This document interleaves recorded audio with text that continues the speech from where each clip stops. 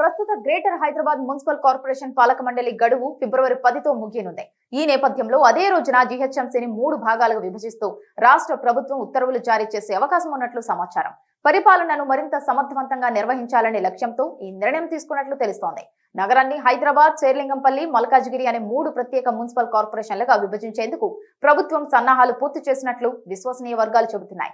గత కొన్ని సంవత్సరాలుగా హైదరాబాద్ నగరం వేగంగా విస్తరిస్తోంది. జనాభా పెరుగుదలతో పాటు నివాస ప్రాంతాలు, వాణిజ్య కేంద్రాలు, ఐటీ హబ్లు విస్తృతంగా అభివృద్ధి చెందుతున్నాయి. ఈ పరిస్థితులకు అనుగుణంగా నగర పాలనలో మార్పులు అవసరమన్న అభిప్రాయం ప్రభుత్వ స్థాయిలో బలపడింది. ఈ క్రమంలో ఔటర్ రింగ్ రోడ్ పరిధిలో ఉన్న 27 మున్సిపాలిటీలను ఇప్పటికే జీహెచ్ఎంసీలు విలీనం చేశారు. ఈ చర్యతో ఒక దశలో జీహెచ్ఎంసీ దేశంలోని అతిపెద్ద మున్సిపల్ కార్పొరేషన్ గా మారే పరిస్థితి ఏర్పడింది. అయితే విస్తారమైన పరిధిని ఒకే సంస్థ ద్వారా సమర్థంగా నిర్వహించడం సవాలుగా మారడంతో విభజనపై ప్రభుత్వం దృష్టి పెట్టింది.